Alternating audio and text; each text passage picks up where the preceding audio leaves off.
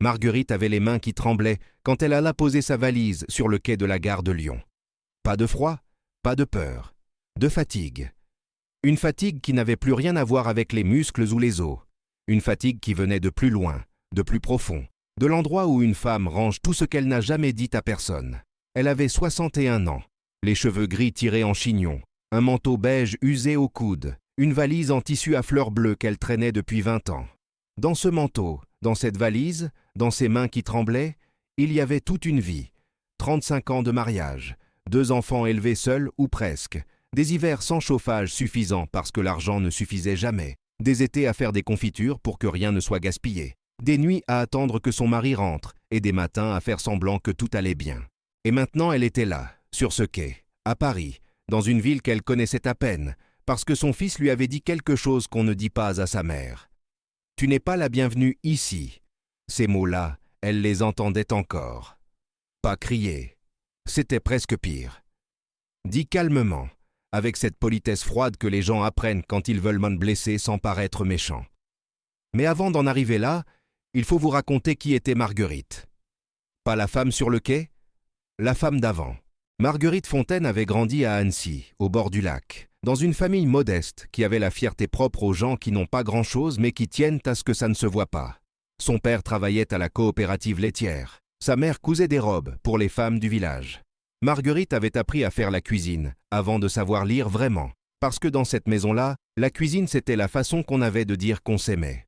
Elle avait appris les gratins, les soupes longues, les tartes aux myrtilles, les gâteaux de Savoie qui gonflent dans le four et qui sentent le beurre et la vanille. À 19 ans, elle avait rencontré Bernard Fontaine à une fête de village. Il était grand, il riait fort, il lui avait apporté un verre de limonade sans qu'elle lui demande. C'était suffisant.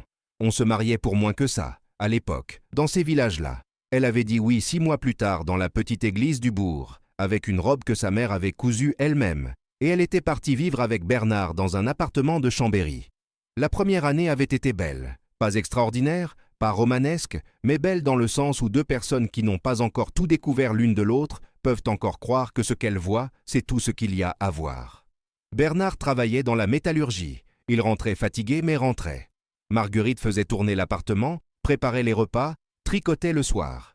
C'était une vie ordinaire. Et l'ordinaire, quand on ne connaît pas encore le reste, ressemble beaucoup au bonheur. Et puis les enfants étaient arrivés. Sébastien d'abord, en 1985. Puis Claire, 4 ans après. Et Bernard avait changé. Pas d'un coup. Lentement, comme quelque chose qui se déplace sans qu'on le remarque jusqu'au jour où on se retourne et on voit que tout a bougé. Il avait commencé par les silences. De longues soirées sans un mot, lui devant la télévision. Elle dans la cuisine à ranger des choses qui n'avaient pas besoin d'être rangées, juste pour s'occuper les mains, juste pour ne pas rester assise à regarder un homme qui ne la regardait plus. Ensuite étaient venues les critiques. Petites au début. Ce repas est trop salé. Tu as encore dépensé combien à la boulangerie? Tu ne pourrais pas t'habiller un peu mieux? Des phrases dites sans violence apparente, mais qui s'accumulent, jusqu'à ce qu'un jour la femme qui les reçoit commence à penser que peut-être, elle mérite ça. Marguerite avait fait ce que font les femmes de sa génération dans sa situation. Elle avait continué. Elle s'était levée chaque matin, elle avait préparé le petit déjeuner, emmené les enfants à l'école, fait les courses, cuisiné, nettoyé, cousu les boutons qui tombaient, raccommodé les chaussettes, aidé aux devoirs, lu des histoires le soir. Elle avait maintenu cette maison debout avec une énergie que personne ne voyait, parce que quand on fait bien quelque chose, les gens pensent que c'est facile. Sébastien avait grandi dans cette maison-là. Il avait vu sa mère se lever tôt et se coucher tard. Il avait mangé ses soupes et ses tartes. Il avait reçu ses vêtements repassés et ses sandwichs préparés le matin. Il avait tout reçu et, comme les enfants qui reçoivent sans qu'on leur explique ce que ça représente, il avait fini par croire que c'était naturel, que les mères faisaient mouler ça, que c'était leur fonction, comme le soleil se lève, comme la nuit tombe. À 18 ans, Sébastien était parti pour Paris faire des études de commerce. Marguerite l'avait accompagné jusqu'au car avec une boîte en métal remplie de sablés qu'elle avait fait la veille. Elle l'avait serré dans ses bras longtemps. Lui s'était laissé embrasser avec la résignation légèrement embarrassée des fils qui trouvent leur mère un peu trop. Il était monté dans le car sans se retourner. Elle était restée sur le trottoir jusqu'à ce que le car disparaisse au coin de la rue. Puis elle était rentrée à l'appartement et avait fait la vaisselle du matin parce qu'il faut bien faire quelque chose quand on ne sait pas quoi faire de sa douleur. Les premières années, il appelait le dimanche. Des conversations courtes, pratiques. Ça va, oui, ça va. Le loyer est cher. Non, je n'ai besoin de rien. Oui, je mange correctement. Elle notait tout dans un petit carnet, les détails qu'il lui donnait, pour pouvoir les réutiliser la prochaine fois. Pour lui montrer qu'elle l'écoutait, qu'elle se souvenait. Les appels du dimanche étaient devenus bimensuels, puis mensuels, puis rares. Et Marguerite avait appris à vivre avec ce silence-là en plus des autres. Bernard était parti quand Sébastien avait 25 ans. Pas spectaculairement, pas avec des éclats. Il avait juste dit un matin qu'il avait rencontré quelqu'un et qu'il voulait aller vivre avec elle. Il avait pris ses affaires en 2 voyages. Il était reparti dans cet appartement en laissant derrière lui 30 ans de vie commune et une femme qui, debout dans le couloir, regardait la porte se fermer et cherchait quelque chose à ressentir, mais ne trouvait que ce vide étrange des grandes fatigues. Claire vivait à Lyon depuis 10 ans, mariée, avec 2 enfants. Elle appelait de temps en temps. Elle envoyait des photos des petits à Noël. Elle était occupée. Elle avait sa vie, c'est ce que Marguerite disait aux voisines quand elles demandaient des nouvelles. Elle est tellement occupée. On se voit aux vacances. On se téléphone. Après le départ de Bernard, Marguerite avait continué à habiter à Chambéry dans ce même appartement devenu trop grand, trop silencieux, trop plein d'une absence qu'on ne sait pas comment nommer. Elle faisait sa cuisine pour une personne. Elle tricotait des pulls que personne ne portait. Le dimanche, elle allait au marché et achetait des légumes et des fruits, pas parce qu'elle en avait besoin, mais parce que le marché c'était encore un endroit où les gens se parlaient, où quelqu'un pouvait lui dire bonjour, lui demander comment elle allait. C'est là qu'elle avait pris l'habitude des Kugelhopf. Le Kugelhopf, c'est le gâteau de l'Alsace et de la Savoie, celui qu'on fait dans le moule en couronne avec les raisins et les amandes, qui sent la fleur d'oranger et qui tient chaud à l'intérieur longtemps après qu'on l'a mangé. Marguerite le faisait chaque samedi. Elle en faisait 2, un pour elle qui ne mangerait jamais tout, et un qu'elle portait à la voisine du dessus, à la vieille dame qui ne sortait plus depuis son opération de la hanche, à la famille d'immigrants qui habitaient au rez-de-chaussée, et qui lui souriait toujours avec une gentillesse tellement sincère que ça lui faisait du bien pour toute la semaine. Il y avait aussi un garçon. Elle l'avait remarqué un samedi de février, alors qu'elle revenait du marché avec ses sacs. Il était assis sur les marches de l'immeuble d'en face, sans manteau alors que le froid était sec et mordant ce jour-là. Il devait avoir 14 ou 15 ans. Mince, avec des cheveux noirs et des yeux qui regardaient le sol comme s'il cherchait quelque chose qu'il savait ne pas y trouver. Il avait l'air d'avoir faim. Pas métaphoriquement. Vraiment faim, de cette façon qu'ont les gens maigres qui essaient de ne pas le montrer. Marguerite avait posé ses sacs, était rentrée chez elle, avait coupé la moitié de son Kugelhopf, l'avait mis dans un sac en papier et était ressortie. Elle avait posé le sac sur les marches à côté du garçon sans rien dire d'abord. Puis elle avait dit simplement « Tiens, c'est pour toi, j'en ai trop ». Le garçon l'avait regardée avec cette méfiance particulière des enfants, qui ont appris que la gentillesse a presque toujours un prix. Il avait attendu. Elle n'avait pas attendu quoi que ce soit en retour, était repartie avec ses sacs, était montée chez elle. Elle ne savait pas s'il avait mangé le Kugelhopf. Elle l'espérait. Le samedi suivant, il était là. Et le samedi d'après. Toujours les marches d'en face, toujours sans manteau même quand le froid était là. Et Marguerite, chaque samedi, coupait un morceau de Kugelhopf, le mettait dans un sac en papier, traversait la rue. « Tiens, c'est pour toi. » Au bout d'un mois, il avait dit merci. C'était tout, mais c'était réel.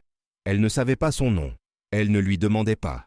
Il y avait quelque chose de fragile dans cette situation, quelque chose qui tenait à peu, et elle sentait que trop de questions briseraient l'équilibre. Puis un samedi, le garçon n'était plus là. Il avait disparu comme il était apparu, sans annonce, sans explication. Marguerite avait traversé la rue quand même, avait regardé les marches vides, était rentrée chez elle avec son Kugelhopf entier, et s'était dit que c'est comme ça avec les gens. Ils arrivent, ils repartent, on n'y peut pas grand-chose. Elle ne l'oublia pas. Mais elle continua. Ce sont ces continuations silencieuses qui font ce qu'une femme est vraiment. Sébastien s'était marié à 30 ans avec une femme qui s'appelait Amélie. Marguerite l'avait appris par un message sur son téléphone, pas même un appel, un message qui disait « On s'est marié samedi dernier, petite cérémonie entre proches, on t'envoie des photos. » Elle avait regardé les photos.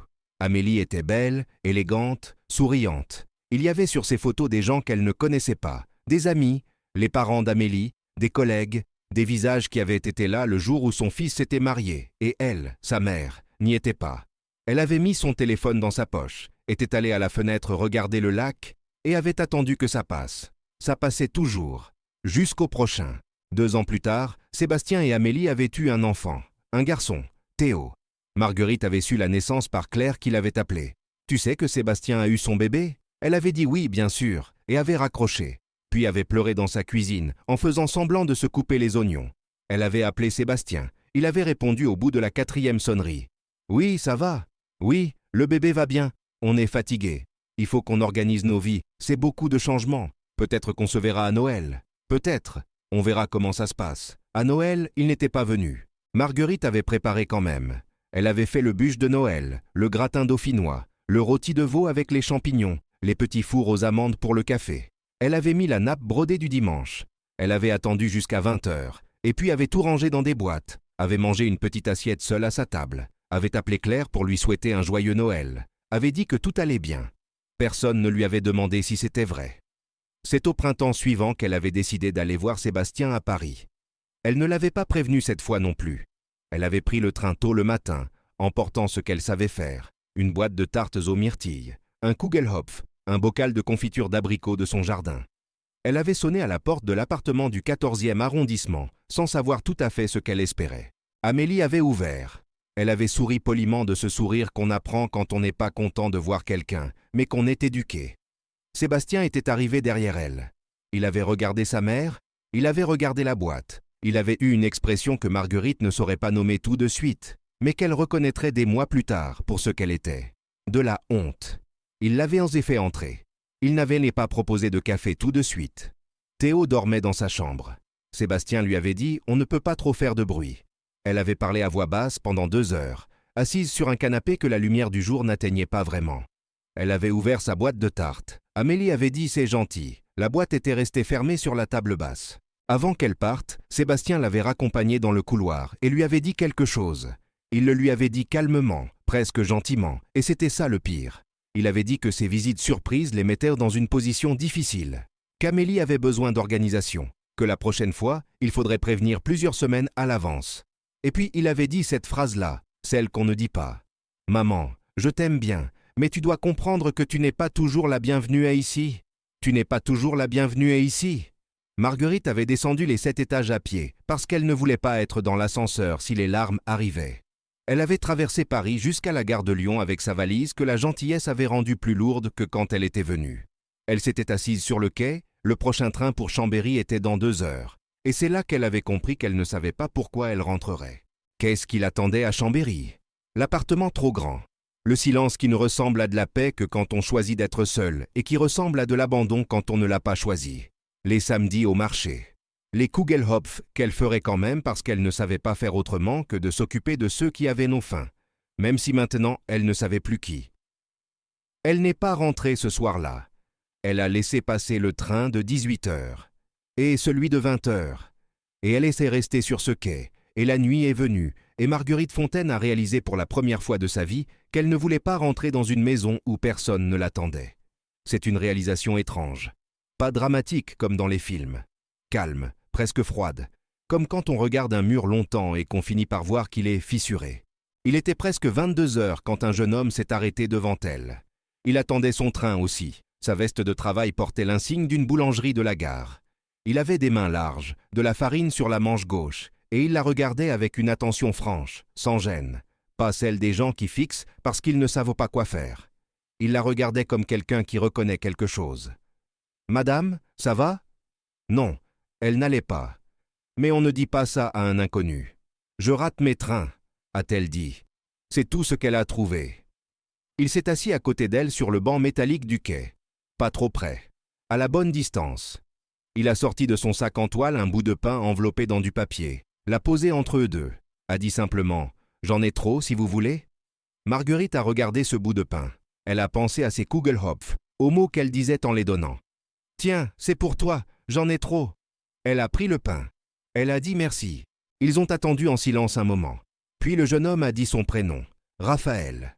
Il avait dans les 35 ans, le visage carré, une cicatrice fine au-dessus du sourcil gauche, les mains vraiment abîmées par le travail. Il était boulanger depuis 15 ans. Il finissait à 22h les jours pairs, à 4h du matin les jours impairs, et vivait dans un appartement à Vincennes depuis qu'il était revenu en région parisienne 2 ans plus tôt. Elle lui a dit son prénom, Marguerite. Il a répété le mot doucement, comme si c'était un prénom qui méritait qu'on le dise bien. Son train à lui est arrivé. Il s'est levé. Il l'a regardée encore une fois, cette femme seule sur ce banc avec sa valise à fleurs bleues. Et il a dit quelque chose d'inhabituel pour quelqu'un qui ne connaît pas quelqu'un. « Si vous avez nulle part où aller ce soir, ma voisine loue une chambre. C'est propre.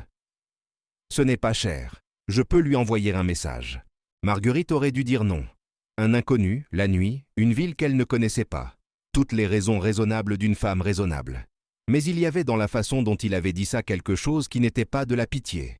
C'était autre chose, de la reconnaissance peut-être, comme s'il savait ce que c'est que d'avoir nulle part où aller. Elle a dit oui. La chambre chez la voisine était petite, propre comme il l'avait promis, avec une fenêtre sur une cour intérieure et un couvre-lit à carreaux rouges. Marguerite avait posé sa valise, s'était assise sur le lit, avait regardé ses mains dans la lumière du soir. Des mains de 61 ans, avec les articulations un peu gonflées, les veines qui se voient, la peau qui a travaillé. Elle avait pensé que ses mains avaient y cuisiné des milliers de repas, tricoté des centaines de pièces, cousu des dizaines de boutons, serré des enfants contre elle, et que ce soir ses mains ne servaient à rien. Elle n'avait pas dormi tout de suite. Elle avait regardé le plafond de cette chambre inconnue et avait essayé de faire le bilan. Pas un bilan comptable avec des colonnes. Le bilan d'une vie, ce qu'elle avait donné, ce qu'elle avait reçu, ce qu'il restait.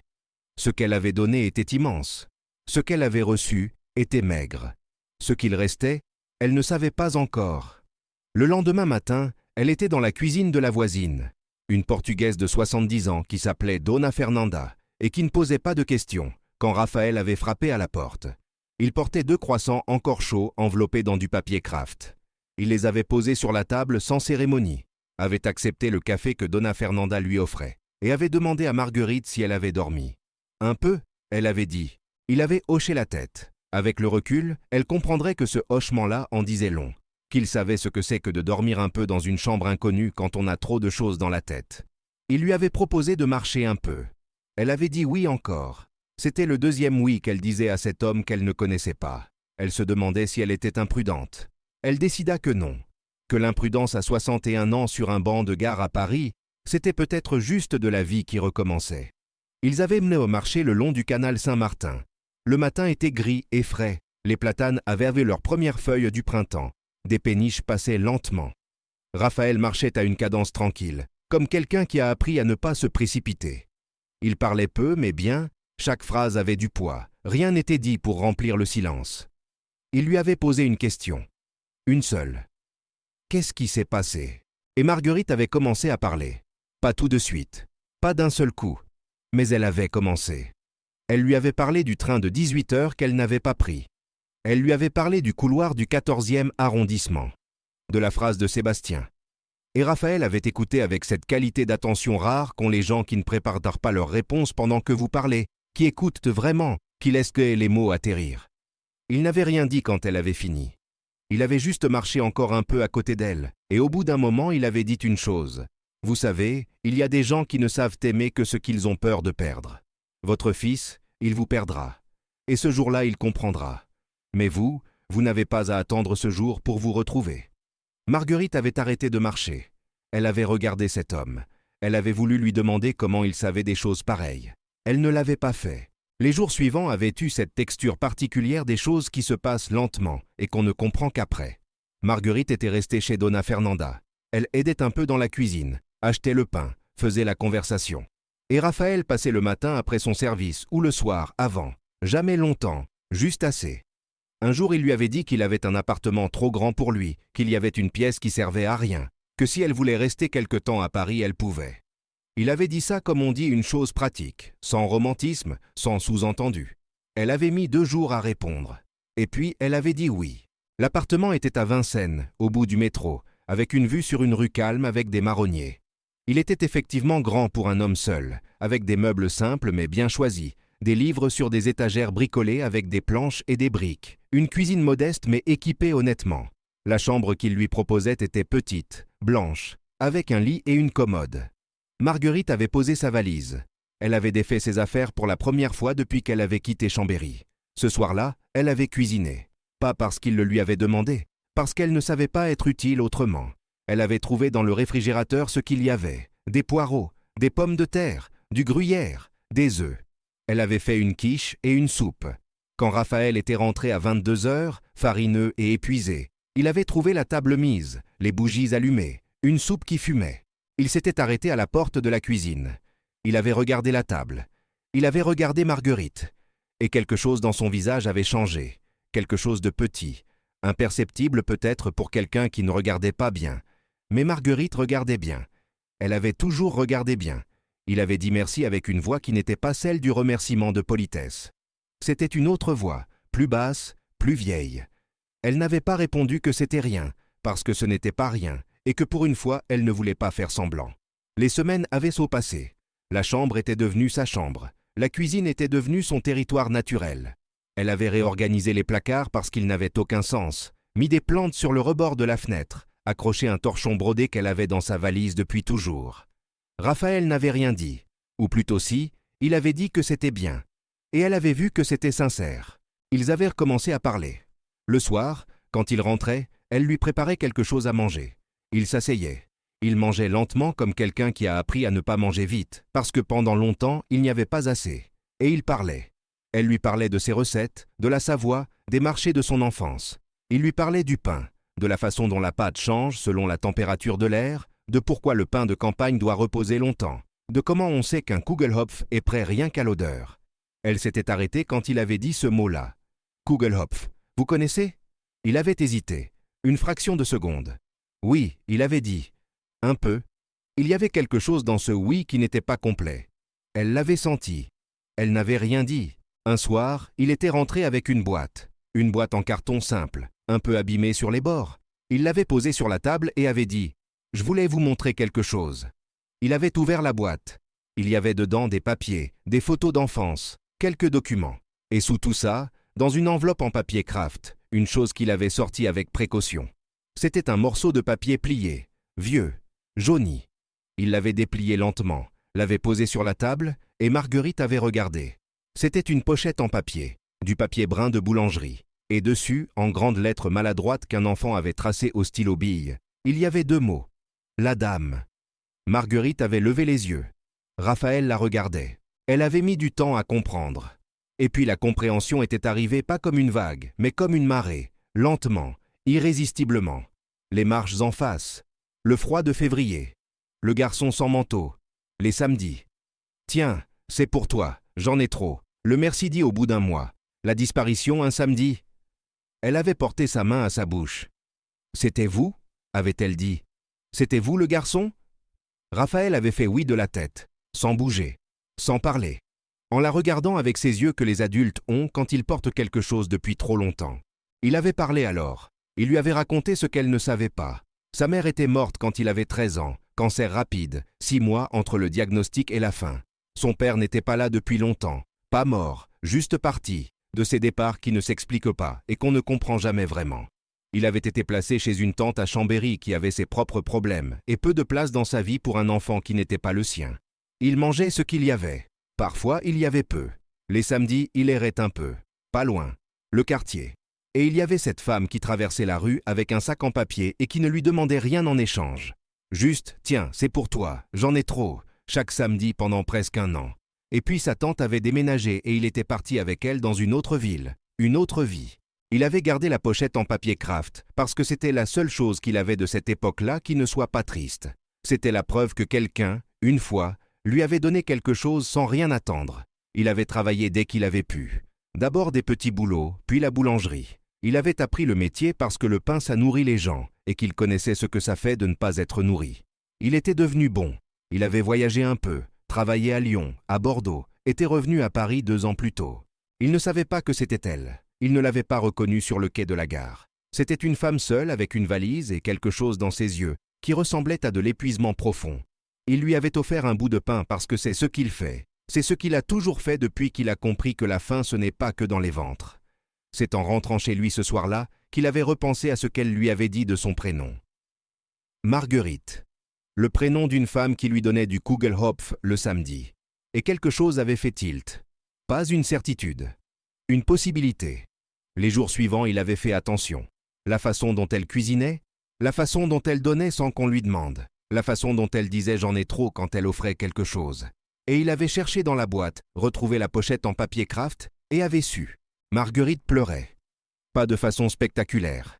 Des larmes qui venaient tranquillement sur un visage qui en avait vu d'autres. Elle regardait la pochette en papier et elle pensait à ce garçon maigre sur les marches de février, à ces samedis où elle avait traversé la rue parce que c'est ce qu'on fait quand on voit quelqu'un qui a faim, à la façon dont elle avait continué même sans savoir s'il mangeait le gâteau, même sans savoir comment il s'appelait, même sans rien savoir du tout. Raphaël avait attendu. Il ne la consolait pas, il ne cherchait pas à arrêter les larmes. Il comprenait que ces larmes-là n'étaient oui pas tristes, ou pas seulement.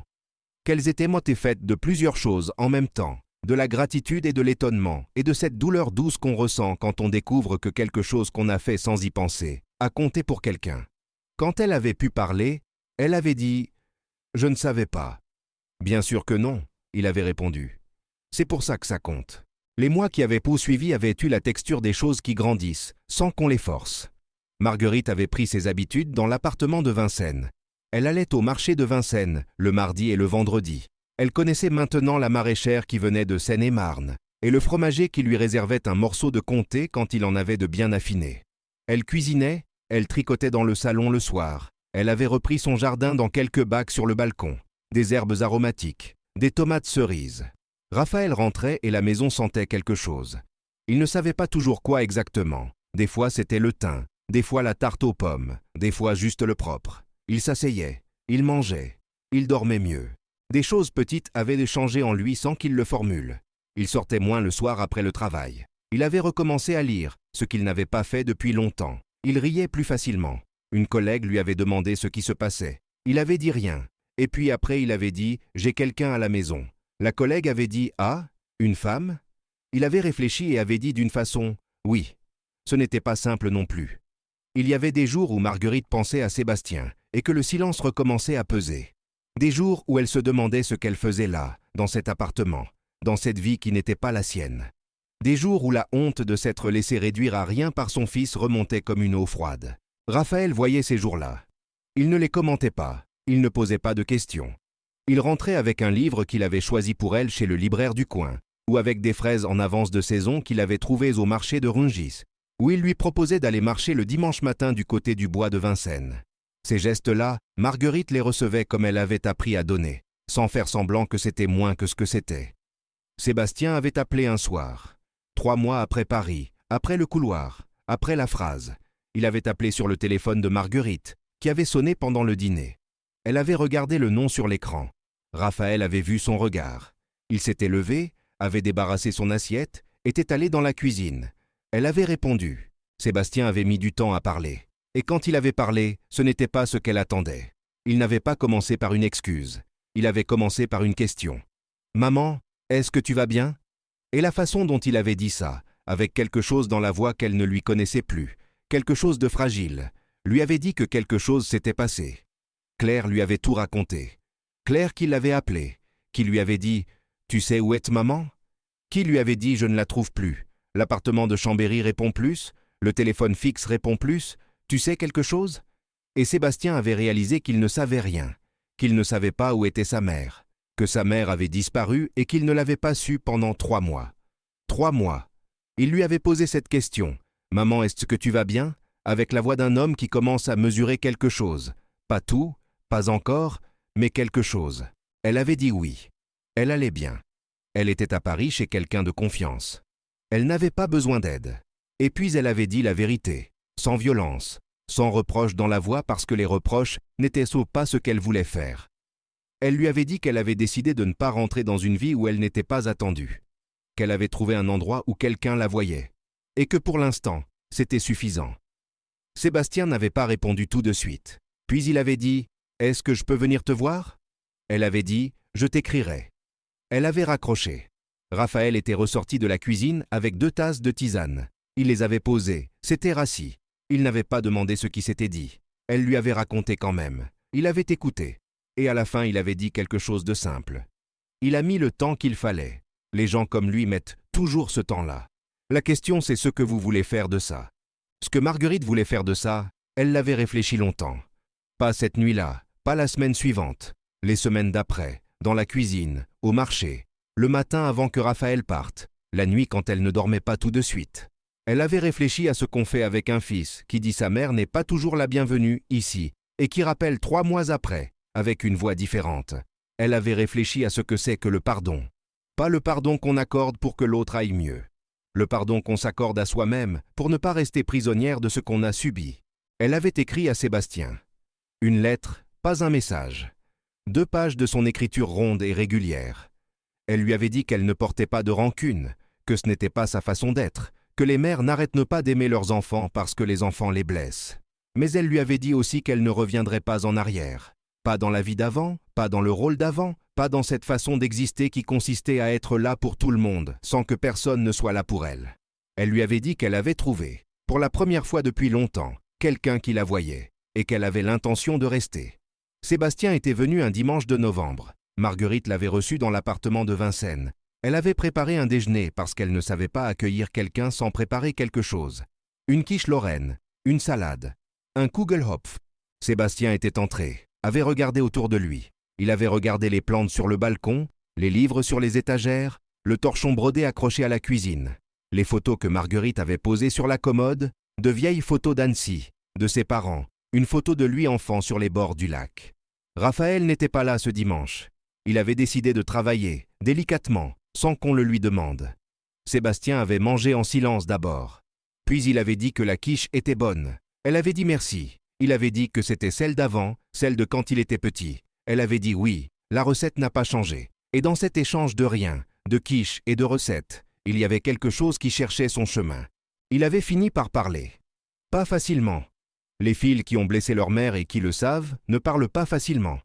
Il avait dit qu'il regrettait ce qu'il avait dit. Pas juste la phrase du couloir, tout. Les Noëls manqués, la cérémonie de mariage sans elle, les messages à la place des appels, les appels qui ne venaient pas, les visites qui n'arrivaient pas. Il avait dit qu'il avait eu honte de cette vie simple d'où il venait, qu'il avait voulu construire quelque chose de différent, et que dans ce mouvement-là, il avait mis de la distance avec tout ce qui lui rappelait d'où il venait, y compris elle, et qu'il comprenait maintenant que la honte, parfois, on la retourne contre les mauvaises personnes. Marguerite l'avait écouté, sans pleurer, sans interrompre, avec cette façon qu'elle avait d'écouter vraiment. Quand il avait fini, elle avait posé sa main sur la sienne. Elle avait dit « Tu es mon fils. Je ne cesserai pas de t'aimer parce que tu as été lâche. Mais j'ai appris quelque chose ces derniers mois. J'ai appris qu'on peut aimer quelqu'un et ne pas accepter d'être traité comme si on ne comptait pas. Ces 2 choses vont ensemble maintenant. » Sébastien avait pleuré. Pas longtemps. Juste assez. Et Marguerite l'avait laissé pleurer sans le consoler tout de suite, parce qu'il y a des larmes qui doivent tomber jusqu'au bout avant qu'on puisse avancer. Raphaël était rentré en fin d'après-midi. Il avait croisé Sébastien dans le couloir. Les 2 hommes s'étaient regardés. Raphaël avait tendu la main, avait dit simplement « Je suis Raphaël ». Sébastien avait pris la main, avait dit « Je suis Sébastien ». Il n'y avait pas eu d'explication nécessaire. La façon dont Raphaël regardait Marguerite quand il lui avait apporté une tasse de café avant de repartir dans la cuisine disait assez. Dans le métro du retour, Sébastien avait regardé par la fenêtre les tunnels s'enchaîner et avait pensé à cet homme qui était boulanger et qui habitait à Vincennes et qui regardait sa mère comme s'il voyait quelque chose que lui avait mis trop longtemps à voir. Les mois avaient continué à passer, le printemps revenu, les marronniers de la rue avaient fleuri.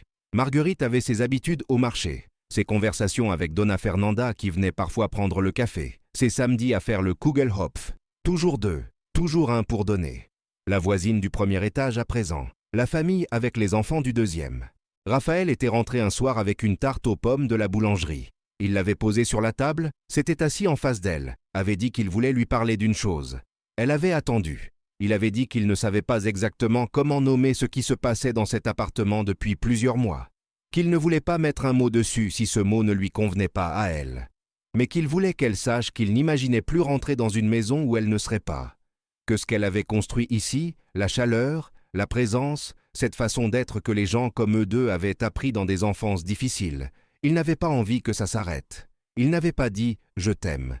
Il avait dit quelque chose de plus précis.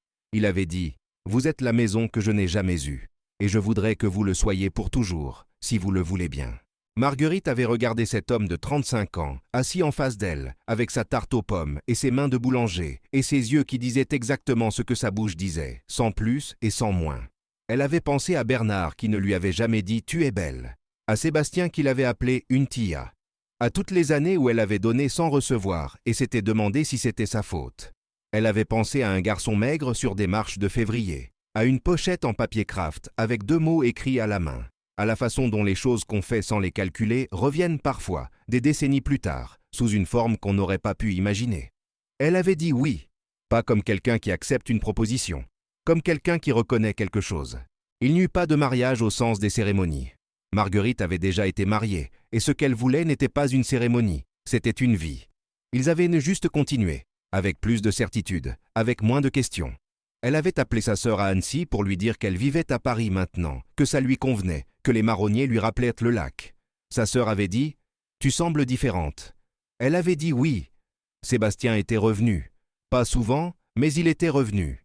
Il avait amené Théo une fois, le petit garçon de 3 ans qui avait regardé Marguerite avec ses yeux qu'ont les enfants de 3 ans, qui n'ont pas encore appris à faire semblant. Théo avait touché le Kugelhopf sur la table et avait dit « C'est quoi ?» Marguerite avait dit « C'est quelque chose qui se mange chaud et qui réchauffe dedans ». Théo avait voulu en manger tout de suite. Elle lui en avait coupé un morceau en disant « Tiens, c'est pour toi. C'est chaud encore. Fais attention. » Raphaël, debout dans l'embrasure de la porte, avait reconnu les mots. Il avait regardé Marguerite couper ce morceau de gâteau pour ce petit garçon aux yeux curieux, et quelque chose dans sa poitrine avait fait le bruit des choses qui se remettent en place. La vie a cette façon parfois de boucler des cercles qu'on ne voyait pas. De prendre un geste oublié, une pochette en papier, 6 marches en béton sous un froid de février, et d'en faire des fondations. Les fondations de quelque chose de solide, de vrai, de construit dans la durée par des gens qui n'attendaient dit plus rien, et à qui la vie a dit « Attends encore un peu ». Marguerite n'avait pas cherché à être sauvée. Elle avait juste continué à faire ce qu'elle savait faire, donner de la chaleur aux gens qui avaient mis froid, nourrir ceux qui avaient faim, être là sans condition. Et cette façon d'être, qu'on lui avait dit insignifiante, qu'on lui avait dit ordinaire, qu'on lui avait dit évidente au point de ne pas la voir, c'était précisément elle qui l'avait ramenée à la vie. Le Kugelhopf du samedi sentait toujours la fleur d'oranger et les raisins. Raphaël le savait maintenant à l'odeur, depuis le palier, avant même d'ouvrir la porte. Et chaque fois qu'il le sentait, il s'arrêtait une seconde dans le couloir, fermait les yeux et se souvenait d'un garçon de 14 ans sur des marches de béton qui avait reçu un morceau de gâteau d'une femme qui n'avait pas demandé son nom. Ce garçon-là avait grandi, il était devenu boulanger. Il pétrissait la pâte chaque nuit pour que les gens aient du pain chaud le matin.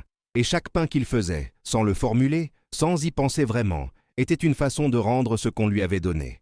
De continuer le geste. De faire tourner quelque chose qui ne doit pas s'arrêter. Tiens, c'est pour toi. J'en ai trop. Parfois la bonté qu'on donne sans la compter revient. Pas comme un remboursement. Pas comme une récompense. Comme un cercle qui se ferme, lentement, proprement, à l'endroit exact où il avait commencé.